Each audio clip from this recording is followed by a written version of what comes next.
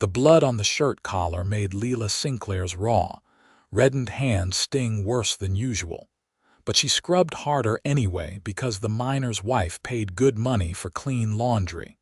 And in Hachita, New Mexico territory in the summer of 1878, money meant survival.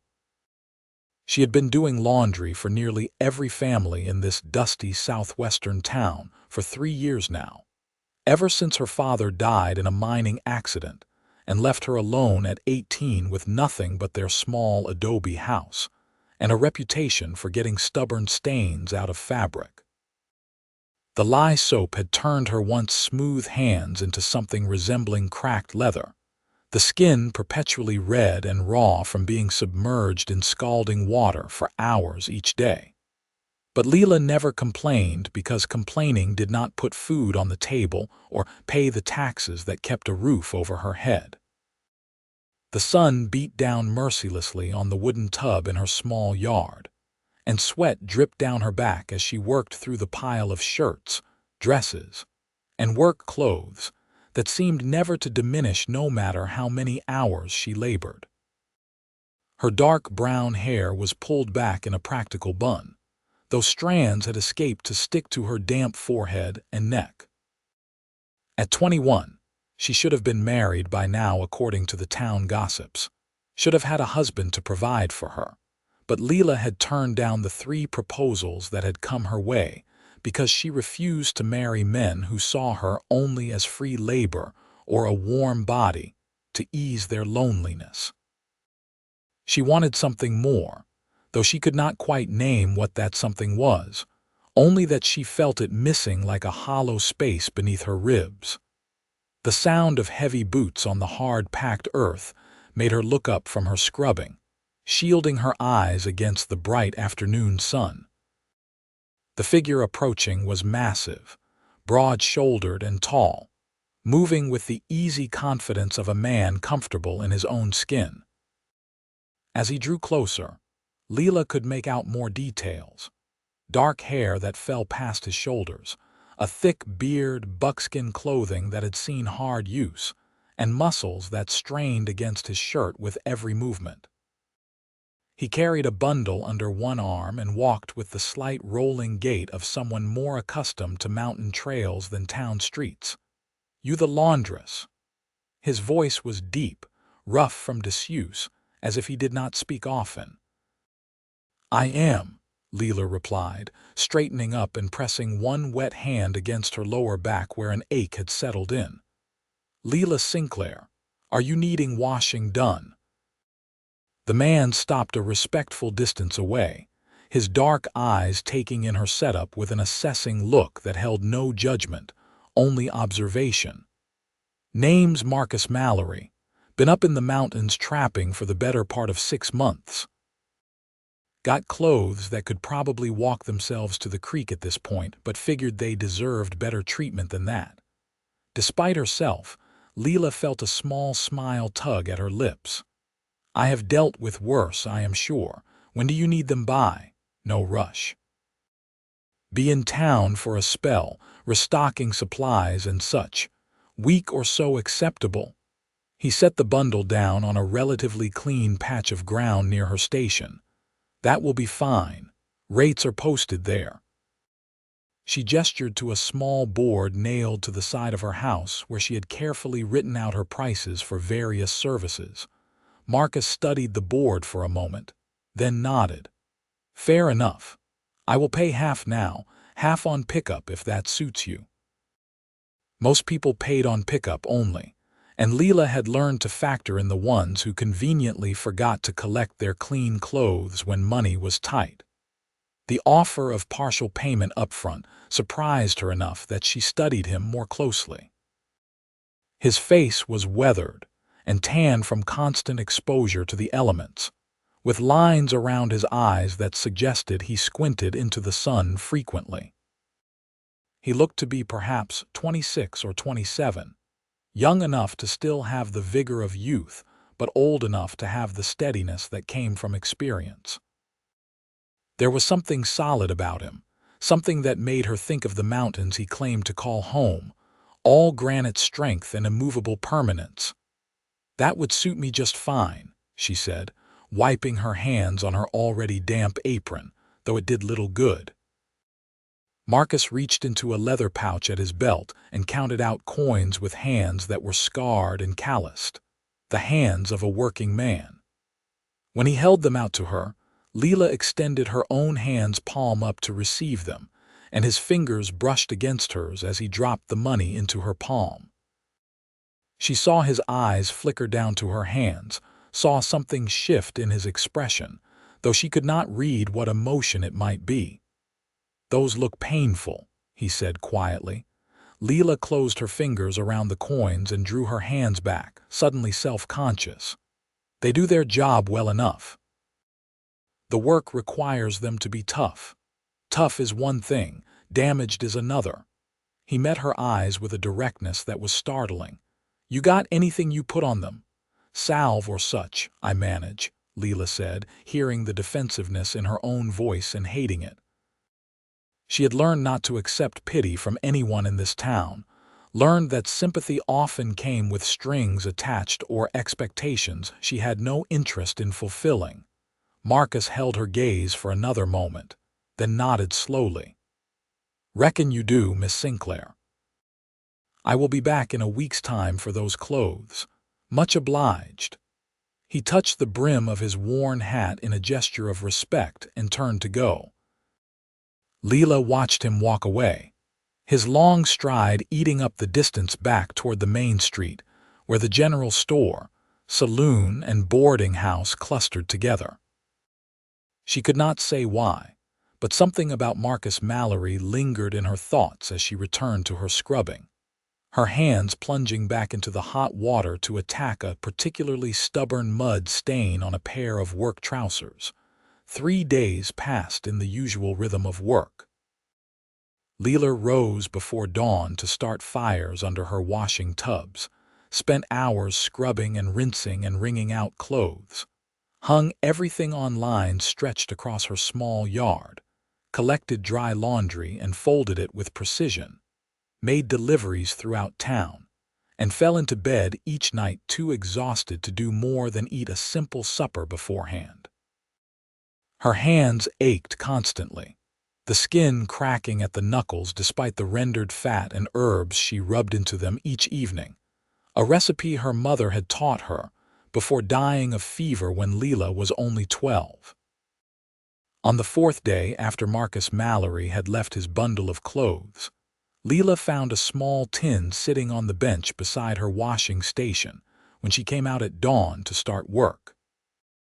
There was no note, no indication of who had left it, but when she pried open the lid, the rich scent of beeswax and herbs rose up to greet her. She dipped a cautious finger into the salve and found it smooth and thick, the kind of quality that spoke of careful preparation. When she rubbed a small amount between her thumb and forefinger, the pain that had become her constant companion eased almost immediately, a cooling sensation spreading through the damaged skin. Lila looked around the empty yard, the dirt street beyond quiet in the early morning light, but saw no one. She could not imagine who in town would have left such a gift.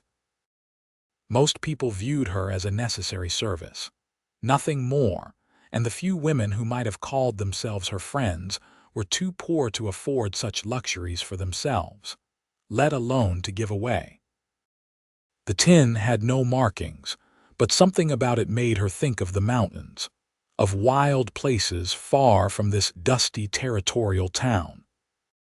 She used the salve that evening after finishing her work, massaging it carefully into her damaged hands, and felt relief so profound it almost brought tears to her eyes. For the first time in months, she slept without her hands throbbing, without waking repeatedly from the pain of moving them in her sleep. When Marcus Mallory returned 6 days after leaving his bundle, Lila had his clothes clean, mended where they had needed it, and folded in a neat stack. She had just finished making a delivery to the doctor's wife, and was walking back toward her house when she saw him standing in her yard, examining the clotheslines with apparent interest. He had bathed since she last saw him, his hair clean and pulled back at his neck, his beard neatly trimmed. He wore the same buckskin clothing, but she suspected it was probably his best set while he waited for his other things to be cleaned. "Your timing is good, Mr. Mallory," Lila called out as she approached. "Just finished with your order yesterday. Let me fetch them for you." Marcus turned at the sound of her voice, and again she was struck by the weight of his attention when those dark eyes focused on her. "Afternoon, Miss Sinclair. No need to rush. I was just admiring your setup here. You do all this work yourself." "I do," Lila confirmed, moving past him to enter her small house. The interior was simple but clean, with her living space taking up one room and her bedroom separated by a curtain she had sewn from feed sacks. She retrieved his bundle from where she had stored it on a shelf, protected from dust, and brought it back outside. "Everything should be in order. I mended a tear in one of the shirts and replaced 2 buttons that were hanging loose. No extra charge for that." Marcus took the bundle and set it on the bench, then untied the twine holding it together to inspect the contents. His hands moved carefully through the clothing, checking the repairs, and Lila found herself oddly nervous about his assessment, which was foolish because she knew her work was quality. "You do fine work," he said finally, retying the bundle. "Better than fine, truth be told. I have had laundresses before who just beat the clothes against rocks and called it done. These actually look cared for." He reached for his coin pouch again to pay the remainder of his fee, and this time when Lila held out her hands to receive the payment, he stopped mid-motion, staring down at her palms. "The salve helped," he said. It was not a question. Lila felt warmth creep into her cheeks. "That was you who left it. You did not need to do that, Mr. Mallory. I told you I manage fine." "You did tell me that," Marcus agreed, dropping the coins into her hands. But instead of releasing them and stepping back, he did something that shocked her utterly. He took one of her hands gently between both of his own larger ones, cradling it as if it were something precious and fragile, and studied the reddened, work-roughened skin with a focus that made her breath catch. But managing is not the same as being cared for properly. These hands work hard. They deserve to be treated with respect. Before Lila could formulate a response, Marcus lifted her hand and pressed his lips gently to her fingertips, one after another, a gesture so tender and unexpected that she stood frozen in shock. His beard was soft against her skin, and his lips were warm as he kissed each finger with deliberate care. "This one," he said, kissing her thumb, "is perfect because it holds the fabric steady while you work. This one," he kissed her forefinger, "is perfect because it tests the water temperature so you do not burn yourself worse. This one," he continued, moving to her middle finger, "is perfect because it bears the worst of the scrubbing but keeps going anyway. This one," her ring finger, "is perfect because it is strong even though it looks delicate. And this one," finally her smallest finger, "is perfect because it proves that even the smallest parts of you have value and purpose." By the time he finished speaking, Lila's eyes had filled with tears that threatened to spill over onto her cheeks. No one had ever spoken to her like this, had ever treated her damaged, ugly hands as anything other than unfortunate necessities. Most people looked away from them, embarrassed on her behalf, or made pitying noises that set her teeth on edge. But Marcus looked at them as if they were beautiful, spoke about them as if they mattered. "Why would you say such things?" she whispered, her voice thick with emotion. Marcus gently released her hand, though his eyes never left her face. "Because they are true. Because I spent 6 months alone in the mountains with nothing but my thoughts and the animals for company. And when I came down and saw you working yourself raw to survive, I recognized something of myself in you. because your hands tell a story of strength and survival, and those are never things to be ashamed of. And because, he paused, seeming to weigh his next words carefully, because from the moment I saw you, something in me knew you were important, though I cannot rightly explain how or why. Lila swiped at her eyes with her free hand, trying to compose herself. You do not even know me, Mr. Mallory. We have spoken twice, for a handful of minutes each time. That is true enough, Marcus acknowledged, which is why I would like to remedy that if you are amenable. Would you do me the honor of having supper with me this evening? Nothing fancy, just the meal they serve at the boarding house, but it would give us time to talk proper-like. I do not think that would be appropriate, Lila started to say, falling back on the protective walls she had built around herself, but Marcus shook his head. Miss Sinclair, I am not trying to compromise you or make assumptions. I am asking if you would share a meal with me in a public place where anyone can see us and your reputation stays intact. If at the end of that meal you decide you never want to speak to me again, I will respect that. But I am asking for a chance, just one chance, to know you better. What do you say? Lila looked at this mountain man who had kissed her damaged fingers and called them perfect, who offered respect instead of pity, who asked instead of assuming. The practical part of her brain that had kept her safe and independent for 3 years whispered warnings about the danger of letting anyone get close, of relying on anything other than her own strength. But there was another part of her, smaller and half-forgotten, that whispered of loneliness and longing, of the desire to be seen and valued for who she was rather than what service she could provide. One meal, she heard herself say. But I need an hour to finish my work for the day and make myself presentable. The smile that broke across Marcus's face transformed him, softening the hard edges that wilderness living had carved into his features. 1 hour. I will collect you from here if that suits you. That will be fine, Lila agreed, already mentally cataloging what she would need to do to prepare. It had been so long since she had gone anywhere socially that the prospect felt both exciting and terrifying. Marcus picked up his bundle of clean clothes and tipped his hat to her again.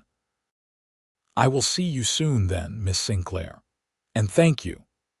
After he left, Lila stood in her yard for a long moment, trying to understand what had just happened, and how her carefully ordered life had suddenly developed this unexpected complication. Then she shook herself and hurried to finish the work that remained, scrubbing out the washing tubs and hanging the last of the day's laundry with quick efficiency. She used some of her precious saved water to wash herself thoroughly, sponging away the sweat and soap residue, then dressed in her only good dress, a simple blue calico that her mother had made for her 9th birthday and that she had let out and modified over the years as she grew. It was worn in places and old-fashioned in style, but it was clean and modest and the best she had. She was just pinning up her hair when she heard Marcus's footsteps outside. Taking a deep breath to steady her nerves, Lila emerged from her house to find him waiting respectfully by the road, his own clothes brushed clean and his hair neatly tied back. He offered his arm as she approached, and after a moment's hesitation, she took it, feeling the solid strength of his muscles beneath the buckskin. They walked through town together as the sun began its descent toward the western horizon, painting the desert sky in shades of orange and pink. People noticed, of course. In a town as small as Hachita, everything was noticed and commented upon. Lila saw Mrs. Henderson from the general store peer out her window, saw old Samuel Martinez sitting outside the cantina nudge his companion and gesture in their direction. But Marcus seemed unbothered by the attention, keeping his stride measured to match hers, and eventually Lila found herself relaxing into the simple pleasure of having company. The boarding house dining room was half full when they arrived, mostly men who worked at the nearby mines or the railroad that passed through town. The proprietor, a round German woman named Mrs. Hoffman, raised her eyebrows when she saw them but said nothing as she directed them to a small table near the window. The meal that evening was beef stew with vegetables, fresh bread, and dried apple pie for dessert, far more food than Lila usually ate in a day. She tried not to appear too eager as she started eating, but the truth was that she often skipped meals when money was tight, and her body responded to the good food with almost embarrassing enthusiasm. Marcus ate with the steady efficiency of someone accustomed to fueling his body for hard work, but his attention remained on Lila, his questions gentle and genuinely interested. He asked about her life in Hachita, about her work, about what she did when she was not washing other people's clothes. Lila found herself talking more than she had in months, telling him about the books she borrowed from the circuit preacher's small lending library, about the garden she tried to keep despite the harsh desert climate, about her dreams of maybe one day having enough saved to open an actual laundry business with proper equipment instead of just tubs in her yard. In turn, Marcus told her about his life in the mountains, about the trap lines he ran through valleys and along streams, about winters spent in a small cabin he had built with his own hands, about the freedom and solitude of living according to nature's rhythms rather than society's demands. He spoke of tracking elk through snow, of outsmarting coyotes trying to steal from his traps, of nights so quiet he could hear his own heartbeat, of northern lights dancing across the winter sky. His words painted pictures that captivated Lila, offering glimpses of a world entirely different from her dusty, work-focused existence. "You ever get lonely?" she asked, then immediately wished she could take the question back because it seemed too personal, too revealing of her own struggles. But Marcus considered the question seriously, his expression thoughtful. "Sometimes," he admitted, "especially in winter when the snow is deep and leaving the cabin is more trouble than it is worth for days at a time. But I reckon there is a difference between being alone and being lonely. I chose the mountain life because it suited me better than trying to fit into places where I did not belong. I had my fill of that as a younger man, trying to work in towns and cities, always feeling like a horse in a harness that did not quite fit right. The mountains do not expect me to be anything other than what I am." "I understand that more than you might think," Lila said quietly. "This town has been my home all my life, but I have never quite felt like I fit the way people expect me to. I am supposed to want a husband and children and a conventional life, and maybe someday I will want those things. But right now I just want to survive on my own terms, to prove that I can. And people do not always understand that." "Anyone who does not understand that is a fool," Marcus said with conviction. "There is no shame in wanting to stand on your own feet, in taking pride in your work. That is exactly what makes you strong, Miss Sinclair, what makes you worth knowing." They talked until the dining room began to empty, and Mrs. Hoffman started making pointed noises about closing up for the evening. Marcus paid for both their meals despite Lila's protest that she could cover her own, arguing that since he had invited her, it was proper for him to pay. They walked back through town under a sky now thick with stars, the desert night surprisingly cool after the heat of the day. When they reached Lila's small house, Marcus walked her to the door but made no move to try to come inside or to press her for anything more than she had already given. "Thank you for this evening," he said simply. "I cannot remember the last time I enjoyed a meal and conversation so much. Might I call on you again tomorrow?" "I work during the day," Lila said, then heard herself add, "but I usually finish around supper time if you wanted to come by then. I could make us something here if you would like. It would not be fancy, but I am a decent cook when I have the time and ingredients." "I would like that very much," Marcus said, and there was something in his voice that made her think he was pleased she had suggested it. "Is there anything I can bring?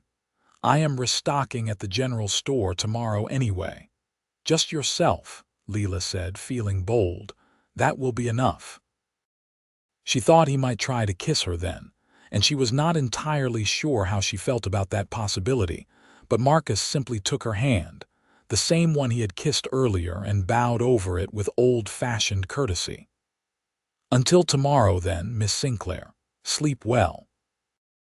Lila watched him walk away until the darkness swallowed his figure, then went inside and closed the door, leaning against it with her heart beating faster than her work had ever made it pound. She looked down at her hands, still reddened and rough despite the salve, and remembered the feeling of his lips on each finger, the words he had spoken over them. Perfect, he had called them. Perfect. The next day dragged interminably as Lila worked through her usual tasks, her mind constantly wandering to the evening ahead. She found herself paying more attention than usual to her appearance during the day, checking her reflection in the small mirror she kept and trying to tame the wisps of hair that escaped her bun. When she finally finished her last delivery and returned home, she had barely 2 hours before Marcus was due to arrive, and she threw herself into preparation with focused intensity. She made venison stew using meat she had been saving, thickening it with flour and adding potatoes and carrots from her struggling garden. She baked cornbread in her small oven, careful to get it golden and not burned. She even splurged on using some of her precious coffee to brew a pot, a luxury she usually reserved for Sundays only. By the time Marcus knocked on her door, the small house smelled wonderful, and Lila had changed into her blue dress again, her hair freshly pinned. Marcus entered carrying a small bundle which turned out to contain fresh butter from a farmer he knew, a jar of honey, and a handful of wildflowers that he presented to her with an almost shy expression. "Found these growing by a creek outside town," he said. "Thought they might brighten the place up a bit." Lila could not remember the last time anyone had brought her flowers. She found a jar to use as a vase, filled it with water, and arranged the cheerful yellow and purple blooms on her small table. They ate together in the warm lamplight, the conversation flowing even more easily than it had the previous evening. Marcus complimented her cooking with genuine appreciation, and Lila found herself laughing at his stories about stubborn mules and trading mishaps. After they finished eating, they sat together on the bench outside her door, watching the stars emerge one by one in the darkening sky. The town was quiet around them, most people already retired for the night after their own long days of work. "Tell me something true about yourself," Marcus said suddenly. "Something you do not usually share with people." Lila thought about deflecting the question, about giving him some surface truth that would satisfy without revealing too much, but something about the way he had asked, the genuine interest in his voice, made her want to be honest. "I am afraid that I will do this forever," she said quietly. "That I will wake up one day when I am old and gray and realize that my whole life was washing other people's clothes, that I never did anything else, never was anything else. I am proud of my work, but sometimes I wonder if pride is enough, or if I am fooling myself into thinking that surviving is the same thing as living." Marcus was quiet for a long moment, and Lila wondered if she had shared too much, scared him off with her unexpected vulnerability. But then he reached over and took her hand, not examining it this time but simply holding it, his thumb tracing gentle circles on her palm. "My truth is that I went to the mountains 5 years ago because I was angry at the world and everyone in it," he said. "My family died of cholera when I was 18, parents and 2 younger sisters all within a week of each other. I was working a job in Santa Fe at the time, came home to find them all dead and already buried. I could not understand how the world could just continue like nothing had happened, how people could go about their business when my whole world had ended. So I left, went as far from civilization as I could get, and told myself I was better off alone. Told myself I did not need anyone. And for a long time that was true, or at least I convinced myself it was. But this last winter, something shifted. The solitude that had felt like freedom started feeling like a prison. And when I came down to town and saw your strength and your stubbornness, and the way you keep going despite everything working against you, it was like waking up from a long sleep. You made me remember that being alive is supposed to mean more than just surviving day to day. Lila turned to look at him, seeing the vulnerability in his expression, the truth of his words written in the lines around his eyes. I am sorry about your family. That is a terrible thing to live through. It was, Marcus agreed. But I am starting to think that maybe terrible things do not have to define us forever. Maybe we get to decide when we are ready to live again instead of just existing. Maybe we get to choose to take a chance on something new, even when it is frightening. Is that what this is? Lila asked, her heart pounding. A chance at something new. I would like it to be, Marcus said carefully. If you are willing. I know we have only known each other a handful of days. I know you value your independence and have worked hard for it. I am not asking you to give up anything you have built, but I would like to see if this thing between us could become something real, something lasting. And I know that is a big thing to ask, so I do not need an answer right now. Just want you to know where my intentions lie, so you can make an informed choice. Lila looked down at their joined hands, his so large and scarred, her smaller but equally marked by work and hardship. She thought about the loneliness that had been her constant companion for 3 years, about the way something in her chest had loosened and lightened since Marcus Mallory walked into her yard with his bundle of dirty clothes. She thought about his lips on her fingers and the word perfect, and the way he saw strength where others saw only damage. I would like to see where this goes too, she said finally. I cannot promise I will be easy to be with.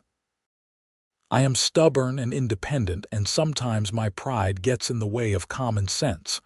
But if you are patient with me, I would like to try. Marcus squeezed her hand gently. I live alone in the mountains for months at a time without going crazy. I reckon I can manage patient. They sat together for a while longer, talking quietly about small things and large ones, about hopes and fears and the uncertain future. When Marcus finally rose to leave, he kissed her forehead with gentle reverence, a promise of more to come but no pressure for it to happen before she was ready. Over the following weeks, Marcus became a fixture in Lila's life. He would show up in the mornings sometimes to help her haul water from the well, his strength making light work of the heavy buckets she normally struggled with. He brought her vegetables and meat, ensuring she ate properly instead of surviving on bread and whatever was cheapest. He sat with her in the evenings, sometimes talking and sometimes just keeping her company in comfortable silence. And slowly, carefully, their relationship deepened from tentative interest into something more substantial. Marcus told her more about his life in the mountains, about the cabin he had built and the land he had claimed. He spoke of his plans to expand his trapping operation, maybe bring in a partner to help manage the trap lines so he did not have to spend entire winters isolated from all human contact. He asked Lila questions about what she wanted from life, really wanted, not just what she thought was practical or achievable. He listened when she talked about her half-formed dreams of something more than just survival, listened without judgment or dismissiveness. One evening about a month after they met, Marcus arrived at her house with a determined expression and a large bundle under his arm.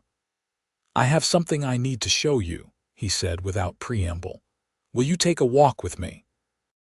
Lila set down the shirt she had been mending and followed him out into the cooling evening. They walked to the edge of town where the buildings petered out into scrubland. Then Marcus led her to a small rise that overlooked the valley. He spread a blanket on the ground and gestured for her to sit, then sat beside her and opened his bundle. Inside were drawings, dozens of them, sketched on whatever paper he had apparently been able to find. They showed a building, viewed from multiple angles, with careful notations about dimensions and materials. As Lila examined them more closely, she realized what she was looking at: plans for a laundry facility, far more substantial than her current setup. There were areas marked for washing and rinsing, for drying and folding, for storage and for customer service. There was even a small attached living space, more room than her current tiny house. "What is this?" she asked, though her heart had already started to understand. "It is something I have been working on," Marcus said, and she could hear nervousness in his voice for the first time since she had known him. "An idea I had, combining what I know you need with what I might be able to provide. I did well this past trapping season, made good money on furs because the market was strong. And I have been saving for years without much to spend it on. I could build this for you, Lila. Could give you the proper business you have been dreaming of." "It would not be charity," he added quickly, seeing her expression start to close off. "It would be an investment in our future, in the life I am hoping we might build together." Lila stared at the drawings, her mind racing. "Marcus, this would cost a fortune." "I could not possibly accept something like this. It would not be right." "Why not?" Marcus challenged gently. "Because you are used to doing everything alone. Because accepting help feels like weakness. Lila, I am not offering this out of pity. I am offering it because I love you." The words hung in the air between them, shocking in their directness. Lila looked up from the drawings to find Marcus watching her intently, his expression open and vulnerable in a way she suspected did not come easily to him. "You love me," she repeated, testing the words. "I do," Marcus confirmed. "I have probably loved you since that first day when you looked at me with your chin up and pride in your eyes despite your damaged hands and difficult circumstances. I certainly loved you by the time we shared that first meal together, and you talked about your dreams without apologizing for having them. And I definitely loved you the night you told me your fears and let me see the person behind the strength. So yes, I love you. And I want to build a life with you, if you will have me. This laundry facility is part of that. A way to give you the business you deserve while also creating something that could support a family, if that is something you might want someday." Lila felt tears streaming down her face, though she had not been aware of starting to cry. "A family, if you want one," Marcus said carefully. "I know you value your independence. I am not trying to trap you into anything. But I would be lying if I said I had not thought about it. About a life together. About children running around while you manage your business and I work on building up the land I have claimed. About growing old together and watching our grandchildren play. But only if that is what you want too. Only if you love me back." "I do," Lila whispered, the words feeling both terrifying and liberating. "I think I have been falling in love with you since you kissed my fingers and called them perfect. Since you saw value in the parts of me I had learned to be ashamed of. Since you made me feel like being strong did not mean I had to be alone. But Marcus, I am afraid. What if I am not good at being part of a couple? What if I am too independent, too set in my ways? What if I disappoint you?" Marcus reached out and cupped her face gently in his large, calloused hands, wiping away her tears with his thumbs. "You could not disappoint me, Lila Sinclair. You are exactly who I need you to be, exactly who I want you to be. And I am not asking you to stop being independent or strong. I am asking you to let me stand beside you while you are those things, to let me share the burdens when they get too heavy to carry alone, to let me love you the way you deserve to be loved." "Yes," Lila said, the word coming out choked with emotion. "Yes to all of it. To the laundry facility, and to building a life together, and to loving you and letting you love me." "Yes." Marcus kissed her then, really kissed her for the first time, and it was nothing like the chaste pecks on the forehead or hand he had given her before. This was deep and passionate and full of promises, his beard soft against her face, his arms strong around her as he pulled her close. Lila kissed him back with equal fervor, her hands coming up to tangle in his long hair, 3 years of loneliness and isolation melting away in the warmth of his embrace. When they finally broke apart, both breathing hard, Marcus rested his forehead against hers and smiled. "I was hoping you would say yes, but I confess I was not entirely certain you would.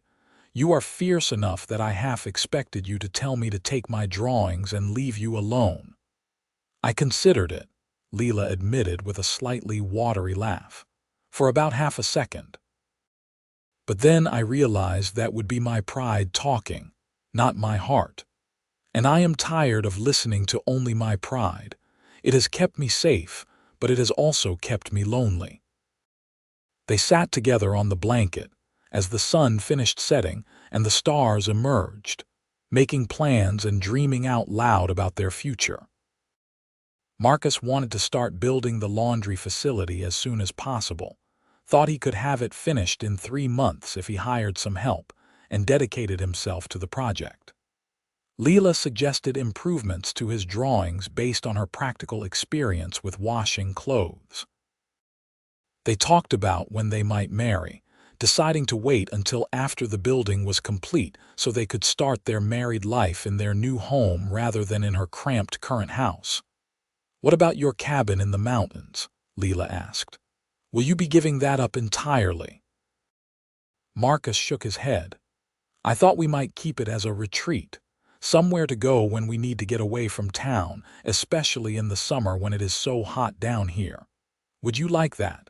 Seeing the mountains I have told you so much about." "I would love that," Lila said sincerely. "I have never been more than 20 miles from Hachita in my entire life. The idea of seeing somewhere completely different is exciting." "Then we will make sure to spend time up there every year," Marcus promised. "I want to show you everything, Lila. Want to share all the parts of my life with you." Over the next 3 months, Marcus proved himself to be a man of his word. He hired 2 experienced carpenters from a nearby town and worked alongside them from dawn until dusk every day, building the laundry facility according to his plans with Lila's modifications incorporated throughout. The structure took shape on a piece of land Marcus purchased just off Hachita's Main Street, in a prime location that would be convenient for customers. Lila continued her laundry work throughout the construction, needing to maintain her income and her existing customer relationships. But she would visit the building site during her lunch break, bringing food for Marcus and his workers, marveling at the progress they made.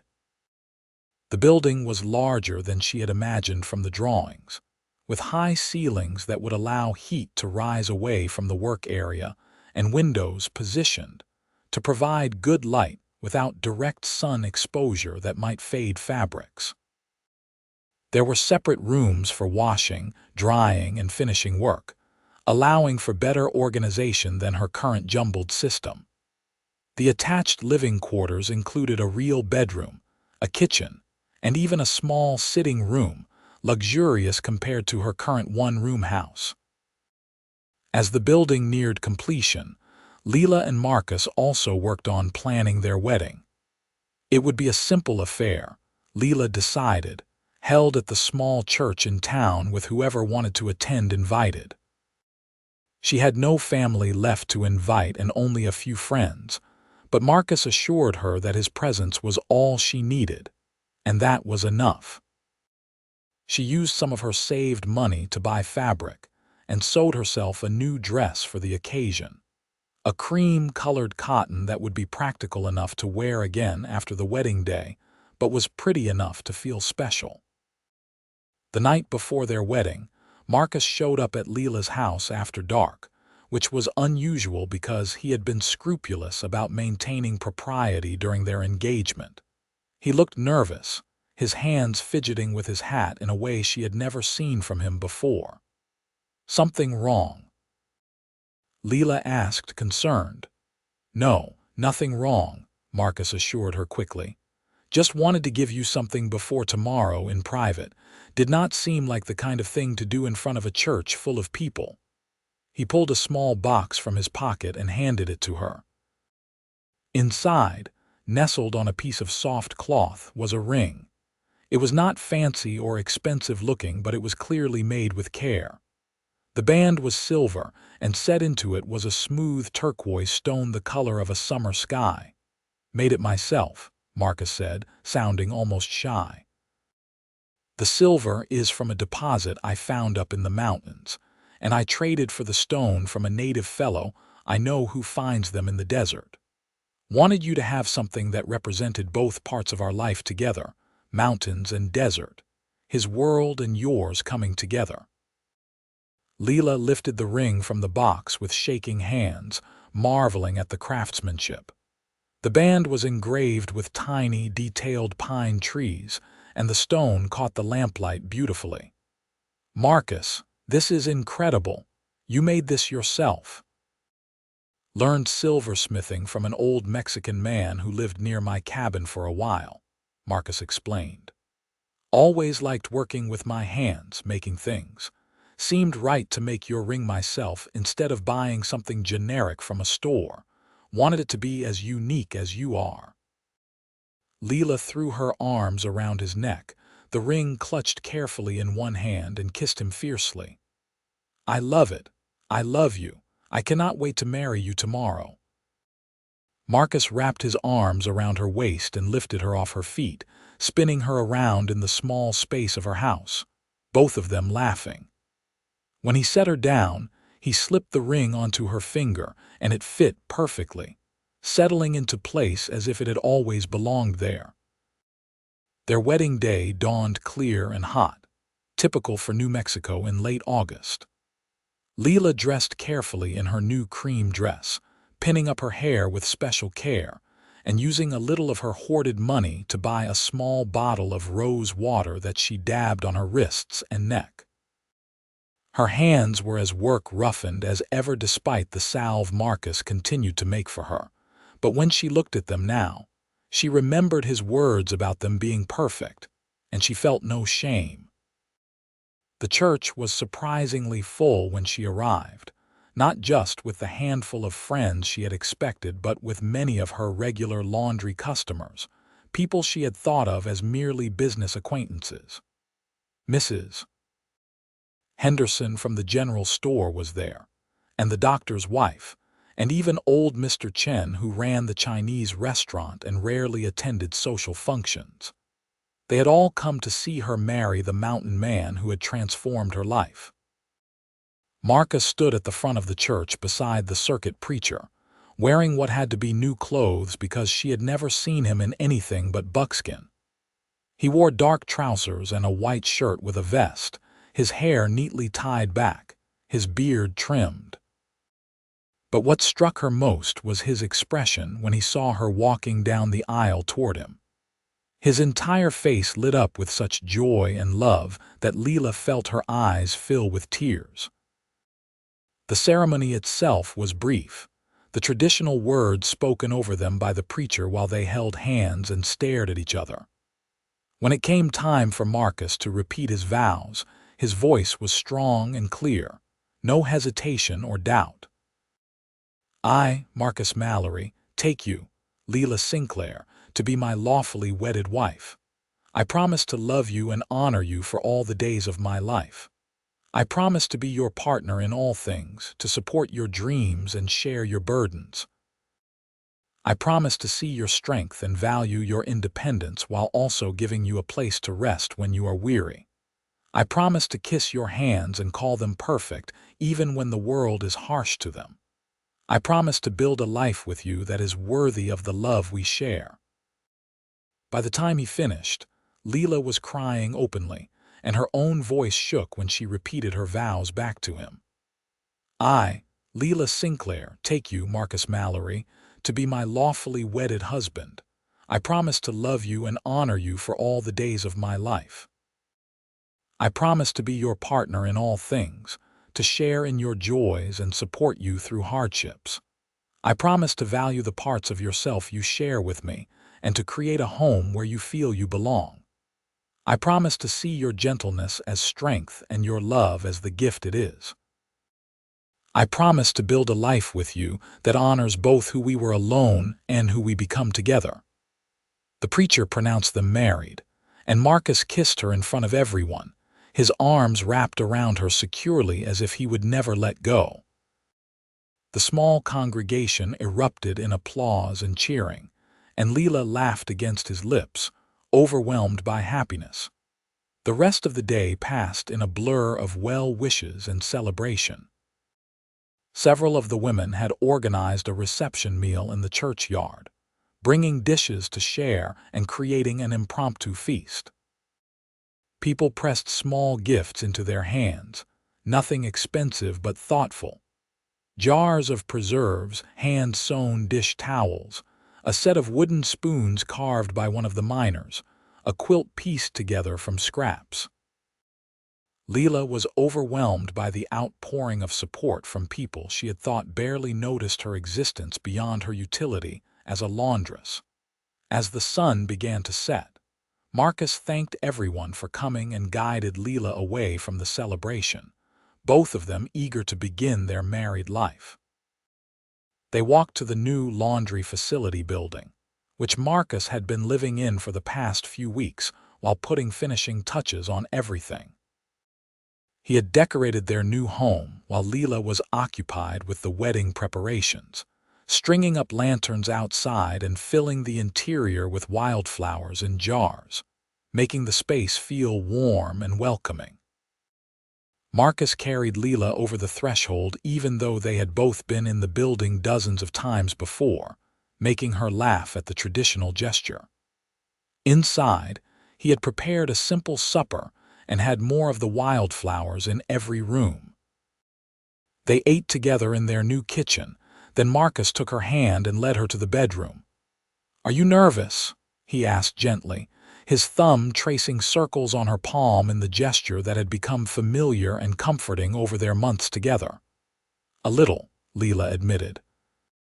"But mostly I am just happy, grateful, still somewhat amazed that this is real and not just a dream I will wake up from." "It is real," Marcus promised, pulling her close. "We are real. This life we are building together is real, and I intend to spend every day making sure you never doubt that." He kissed her then, slow and deep, and they came together as husband and wife with tenderness and passion, creating new promises with their bodies that words could never fully capture. Afterward, they lay tangled together in their bed, Lila's head on Marcus's chest, his arms wrapped securely around her, both of them filled with contentment. "Tell me something," Lila murmured sleepily. "When you came down from the mountains that day, did you have any idea this was where you would end up?" Marcus chuckled, the sound rumbling through his chest. "Not even slightly. I came to town expecting to restock supplies, maybe spend a week drinking and playing cards before heading back to my cabin. I certainly did not expect to meet a fierce laundress who would turn my entire life upside down and make me want to stay in civilization." "Sorry about that," Lila said, not sounding sorry at all. "Do not be," Marcus replied, pressing a kiss to the top of her head.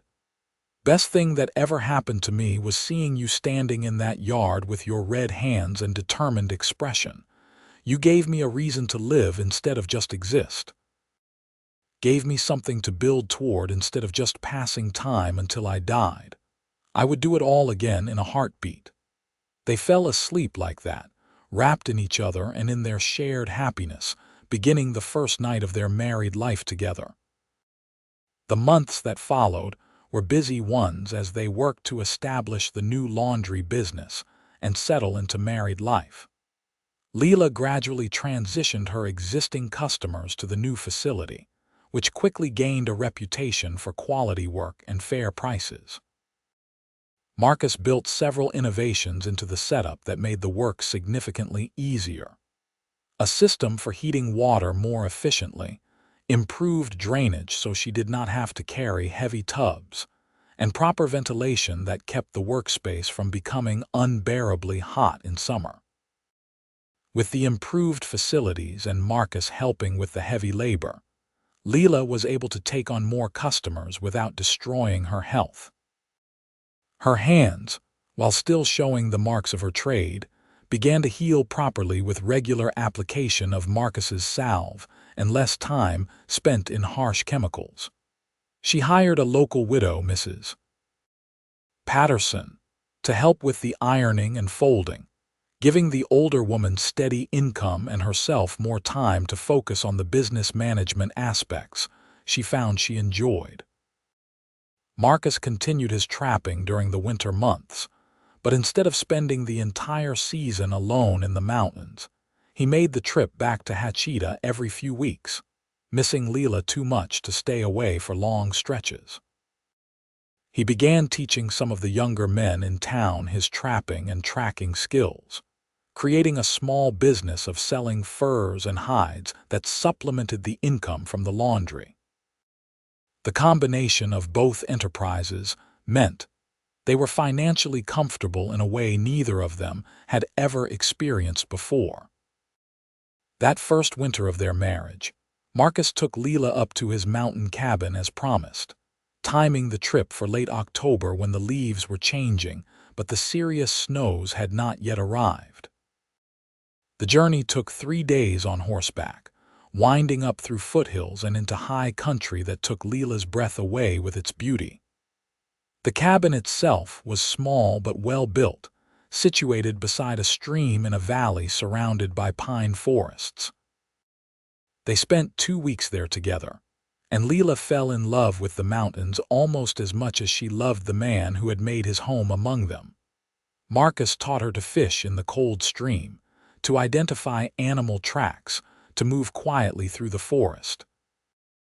They made love in front of the fireplace with the wind howling outside, cooked simple meals together, and talked for hours about everything and nothing. When they finally returned to Hachita, Lila understood Marcus better, understood the pull of the wilderness that would always be part of him, and she was grateful that he had shared that piece of himself with her. As their first anniversary approached, Lila realized her monthly courses were late. She said nothing to Marcus at first, not wanting to raise hopes that might be dashed, but when another week passed and she began experiencing morning nausea, she made a quiet visit to the doctor. He confirmed what she had suspected. She was pregnant, probably about 2 months along, and if all went well, they would have a baby sometime in late spring. Lila walked home from the doctor's office in a daze, trying to process this new development. She and Marcus had talked about wanting children, but somehow the reality of it felt different from the abstract discussion. She was going to be a mother. They were going to be parents. Their lives, which had already transformed so dramatically over the past year, were about to change yet again. She found Marcus in the workshop he had built behind their house, working on repairing some of the wooden washing implements. He looked up when she entered, smiled at her as he always did, then his expression shifted to concern when he saw her face. "What is wrong?" he asked immediately, setting down his tools and crossing to her. "Are you all right? You look pale." "I am fine," Lila assured him quickly. "Better than fine, actually. I just came from the doctor's office. Marcus, I am pregnant. We are going to have a baby." For a moment, Marcus simply stared at her, his expression unreadable. Then his face broke into the widest smile she had ever seen, and he let out a whoop of joy so loud it probably carried all the way to the main street. He picked her up and spun her around just as he had the night before their wedding, both of them laughing. "A baby," he said wonderingly when he set her down, his hands moving to rest gently on her still flat stomach. "Our baby. Lila, this is incredible. When? Are you feeling all right? Do you need to sit down? Should you even be working?" His rapid-fire questions made her laugh. "Late spring, probably May. I am feeling fine except for some morning sickness. And yes, I can still work, at least for now. The doctor said everything looks normal and healthy." Marcus pulled her close, holding her carefully as if she might break. "I am going to take such good care of you," he promised. "Both of you. Whatever you need, whatever makes you comfortable. We are going to get through this together." "I know we are," Lila said, leaning into his embrace. "I am not worried. Well, not too worried. A little nervous, maybe, but mostly just excited." As her pregnancy progressed, Marcus proved true to his word about taking care of her. He took over more and more of the physical labor of the laundry business, insisting Lila focus on the management and lighter tasks. He made sure she ate properly and rested enough, even when she protested that she was not an invalid.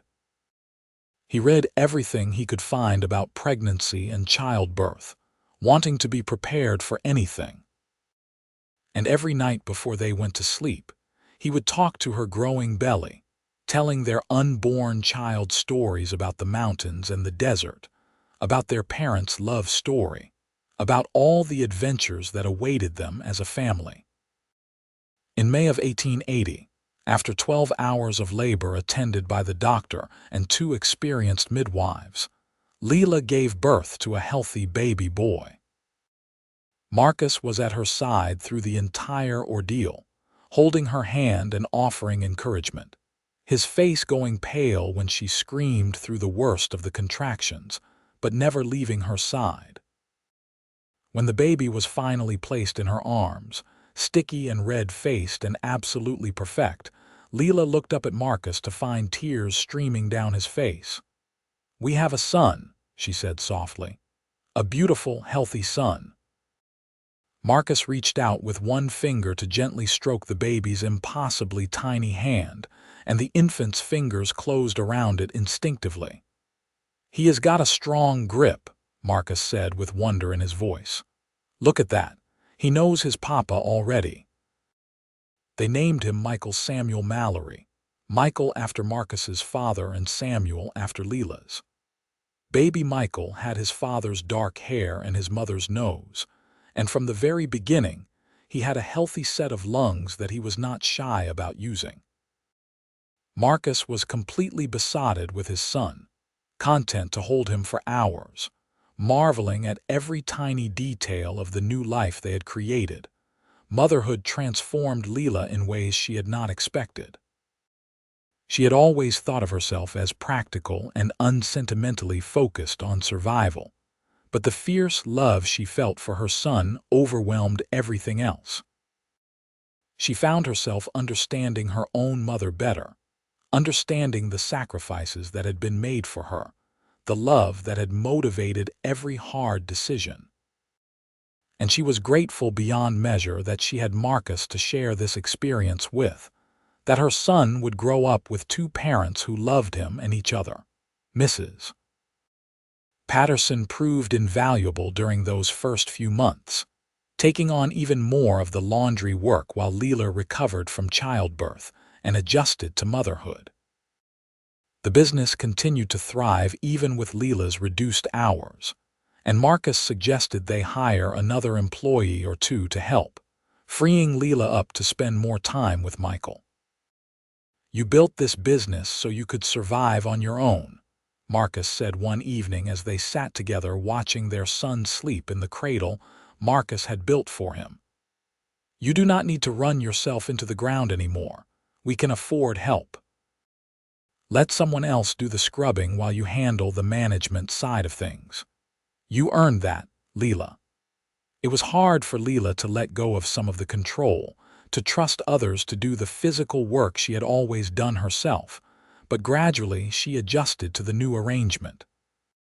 She hired 2 more women, both skilled laundresses who needed the income, and found that she actually enjoyed the business side of things more than the endless hours of physical labor. She negotiated contracts with the nearby railroad and mining operations, securing steady bulk work that kept all her employees busy. The business that had started as a survival mechanism evolved into a genuine enterprise, successful and respected. As Michael grew from an infant to a toddler, Marcus took him everywhere, the child riding in a specially made carrier on his father's back while Marcus worked. Michael's first words were "Papa" and "Mama," followed quickly by "horse" and "more," the latter usually demanded when he wanted additional food or attention. He was a happy child, curious about everything, fearless in the way of toddlers who did not yet understand danger. When Michael was 2 years old, Lila discovered she was pregnant again. This pregnancy was easier than the first, probably because she knew what to expect, and because the business was well established enough that she could delegate freely.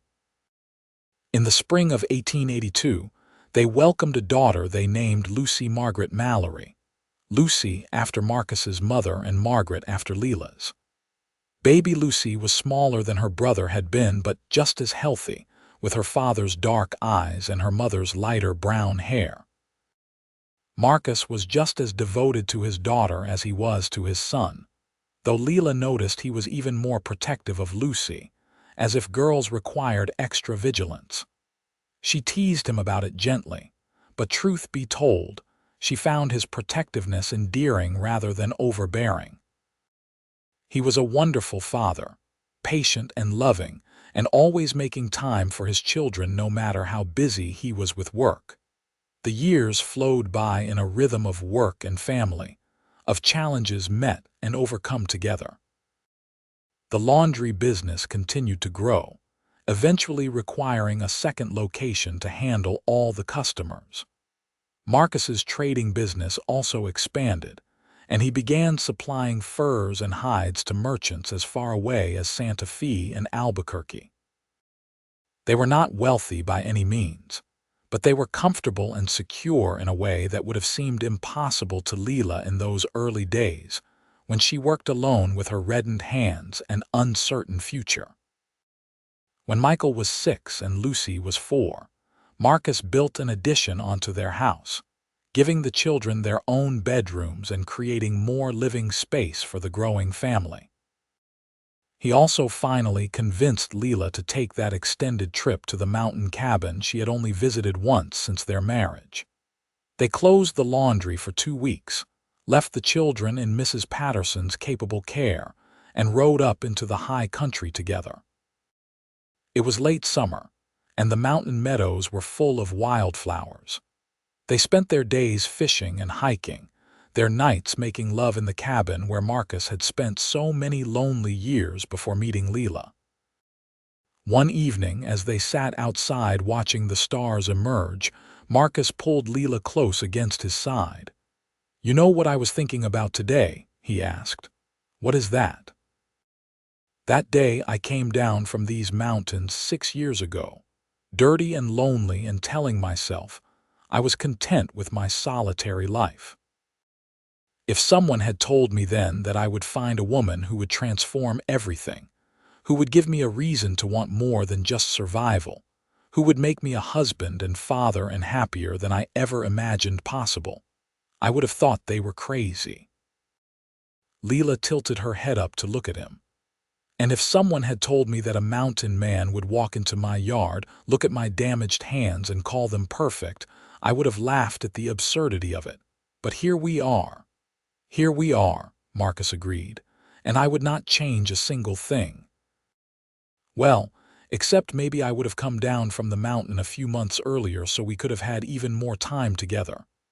"We have the rest of our lives," Lila reminded him, "and I intend to make every day of it count." Marcus kissed her temple. "That is my fierce laundress, always planning ahead. What do you want our future to look like, Lila? What do you dream about when you let yourself think beyond the next day or week? Lila considered the question seriously. I want to see our children grow up healthy and happy. I want to watch Michael discover what he is passionate about and help Lucy become whoever she is meant to be.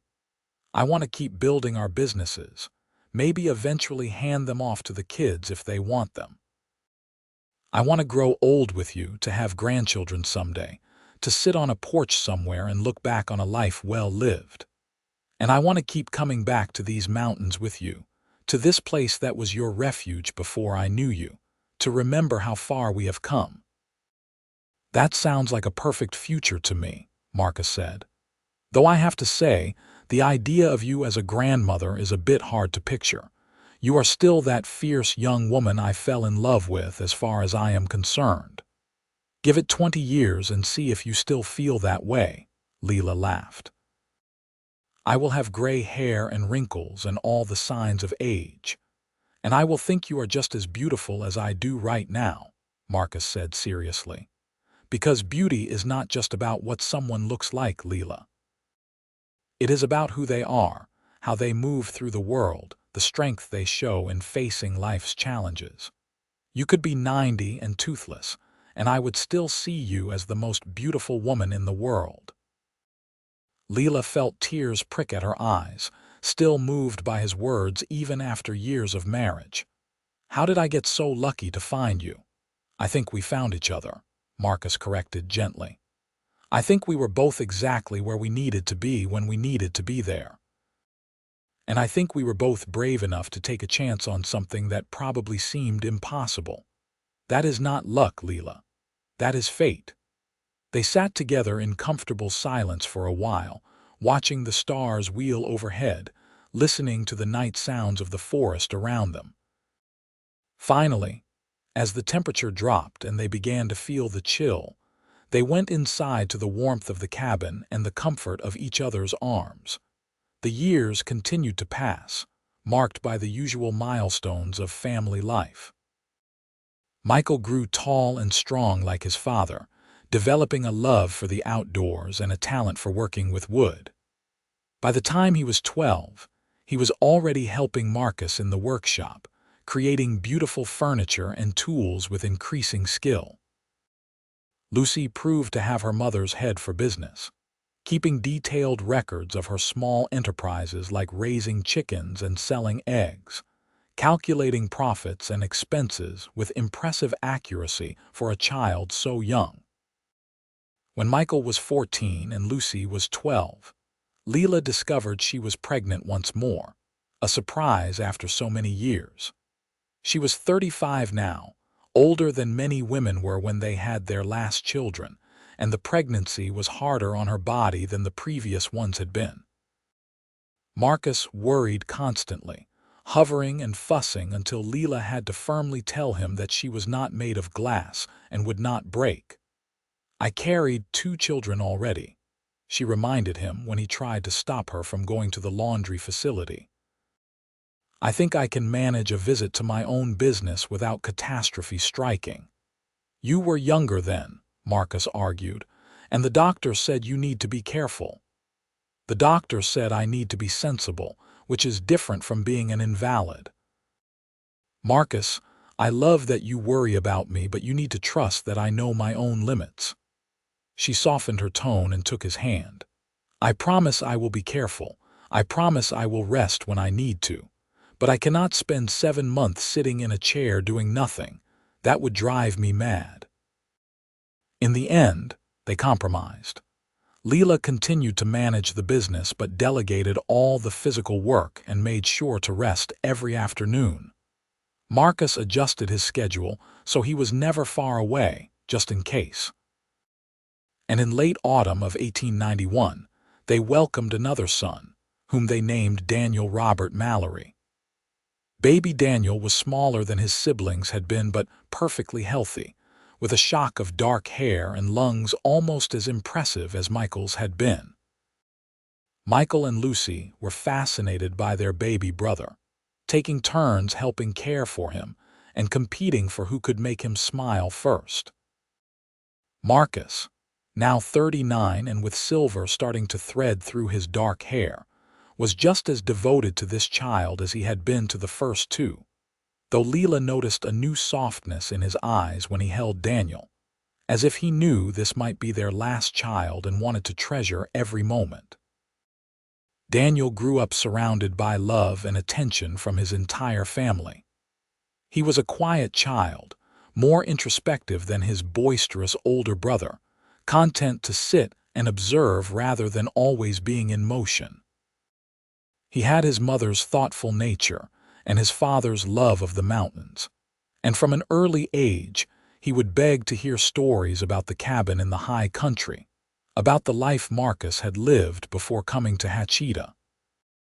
When Daniel was 5, Marcus decided it was time to take all 3 children to the mountain cabin together.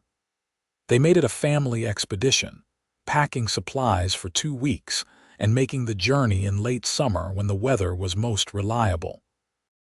It was challenging traveling with children ranging from 5 to 19, but also joyful in ways that solo trips had never been.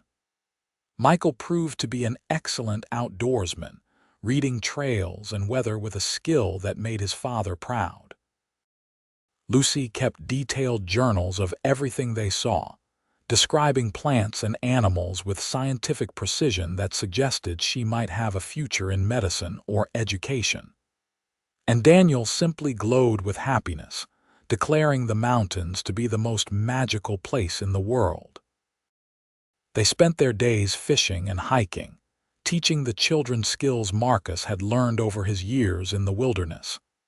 They spent their evenings around the campfire, telling stories and singing songs, building memories that would last a lifetime. And Marcus and Lila would lie together at night in the cabin's loft, listening to their children's breathing from the room below, grateful for the family they had built and the life they shared. As the children grew into young adults, each began to forge their own path. Michael, at 20, announced his intention to marry Sarah Mitchell, the daughter of a local rancher, and to start his own furniture-making business. The wedding was held at the same church where Marcus and Lila had married 20 years earlier, and Lila cried throughout the entire ceremony, overwhelmed by how quickly time had passed. Lucy, at 18, surprised everyone by deciding to attend a teaching college in Santa Fe, determined to get a formal education so she could return and open a proper school in Hatchita. She was fierce and determined, so much like her mother that Marcus sometimes had to laugh at how clearly the traits had passed from one generation to the next. And Daniel, at 13, was still discovering who he wanted to be, but he spent more and more time with Marcus, learning the trapping trade and talking about maybe living in the mountain cabin permanently when he was older. In the spring of 1899, Marcus and Lila celebrated their 21st wedding anniversary. They were both in their mid-40s now, no longer young but not yet old, settled into themselves and their life together. The laundry business had evolved into a thriving enterprise with multiple locations throughout the territory, and Marcus's trading operation supplied furs and hides across the Southwest. They had built something substantial together, something that would provide for their children and grandchildren. On their anniversary, Marcus surprised Lila by taking her back to the spot where he had proposed, to the rise overlooking Hatchita, where he had shown her the drawings of the laundry facility that had seemed impossibly ambitious at the time. They sat on a blanket watching the sunset, much as they had 21 years earlier, though both carried more gray hair and laugh lines now. "You know what I realized," Marcus said, taking her hand. "I never properly proposed to you. I asked if you would build a life with me, but I never actually asked you to marry me. It seems like an oversight I should correct." Lila laughed. "Marcus, we have been married for 21 years. I think we can skip the formal proposal." "Indulge me," Marcus said, shifting so he was kneeling in front of her, their hands still joined. "Lila Mallory, you are the love of my life, my partner in all things, the mother of my children, and the reason I wake up grateful every morning. You are still that fierce woman I fell in love with, still strong and independent and beautiful in ways that have nothing to do with appearance. Your hands," he lifted them and kissed each finger just as he had that first time so many years ago, "are still perfect because they represent everything you have survived, everything you have built, everything you have given to me and our family. So even though you already agreed once, I am asking again. Will you continue to be my wife, to build this life with me, to grow old with me, for whatever years we have remaining?" Lila was crying by the time he finished, tears streaming freely down her face. "Yes," she said, her voice choked with emotion. "Always yes. Forever yes. I would not want to live this life with anyone else." Marcus pulled her into his arms, and they held each other as the sun completed its descent and stars began to emerge in the darkening sky. After 21 years together, the love between them had only deepened, had evolved from that initial passionate attraction into something richer and more complex, something that had weathered challenges and celebrated triumphs and emerged stronger for all of it. As the years continued to roll by, Marcus and Lila settled into the comfortable rhythm of middle age and then into the slower pace of elderhood. Michael and Sarah gave them 3 grandchildren, 2 girls and a boy, all of whom delighted in visiting their grandparents and hearing stories about the old days. Lucy finished her education and returned to Hatchita to open her school, which quickly became one of the most respected educational institutions in the territory. She never married, declaring that she had dedicated her life to shaping young minds, but she seemed content with her choice. Daniel did eventually move to the mountain cabin full-time when he turned 20, taking over the trap lines and the wilderness life his father had once led. He visited Hatchita regularly, never wanting to lose connection with his family, but the mountains called to him in a way they never had to his siblings. Marcus understood this completely, recognizing his younger self in Daniel's choices, and made sure to spend several weeks each year at the cabin with his son, passing on everything he knew about surviving and thriving in that harsh but beautiful environment. In 1915, when Marcus was 64 and Lila was 61, they made what they both knew would likely be their last trip to the mountain cabin together.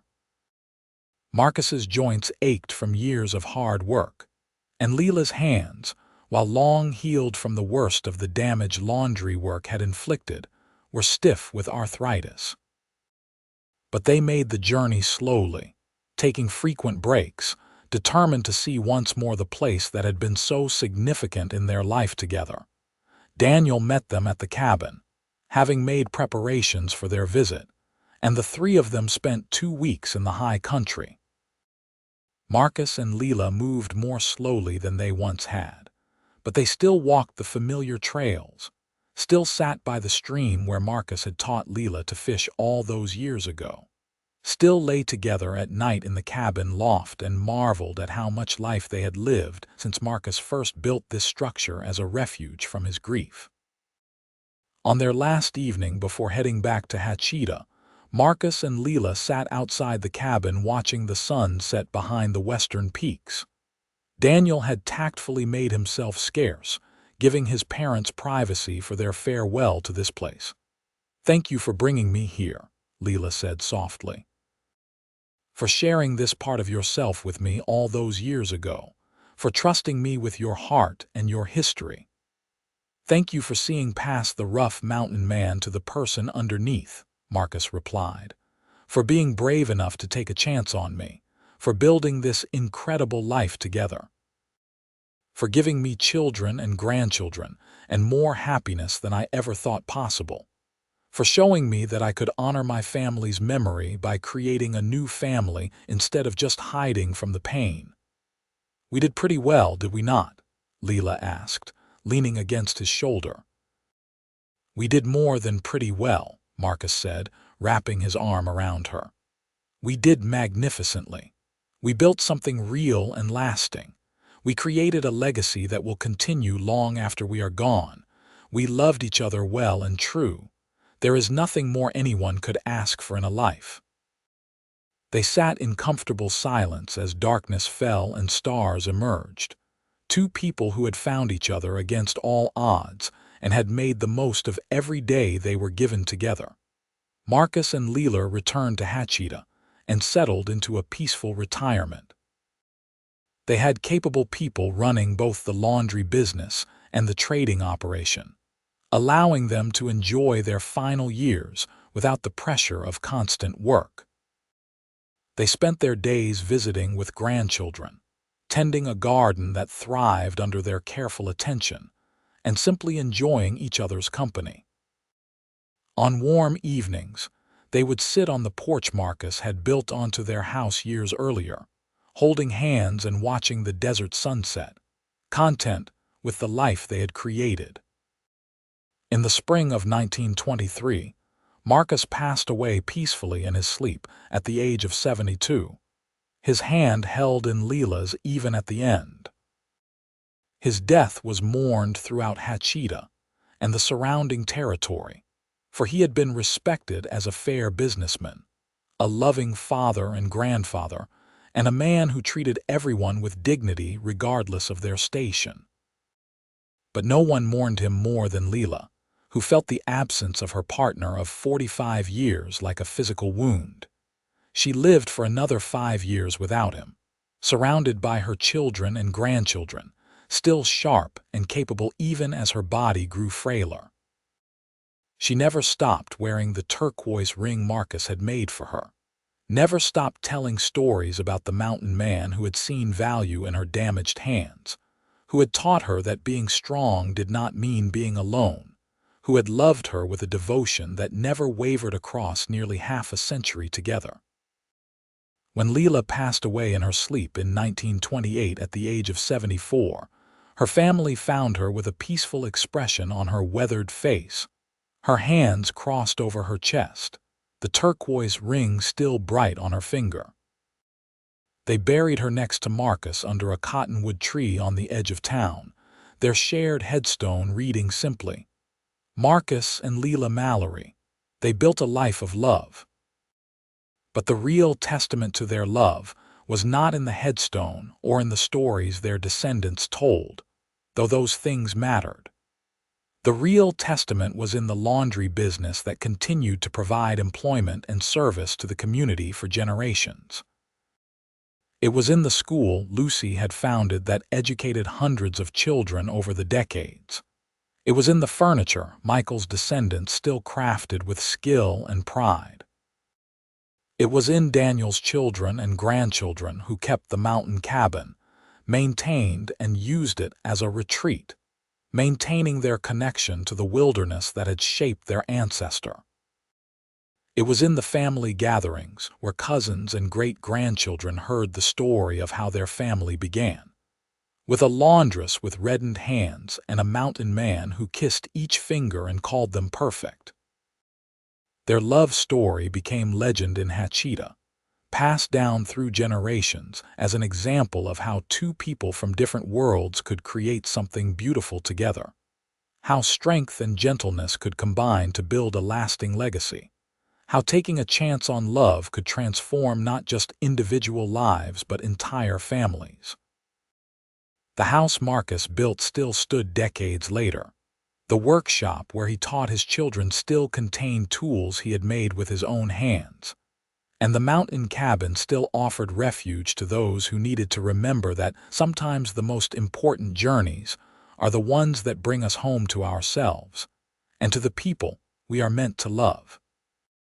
And somewhere in the mountains Marcus had once called home, where wildflowers still bloomed in summer meadows and streams still ran cold and clear, there was a peace that felt like memory, like the echo of two souls who had found each other against all odds and had made the very most of every precious moment they were given together.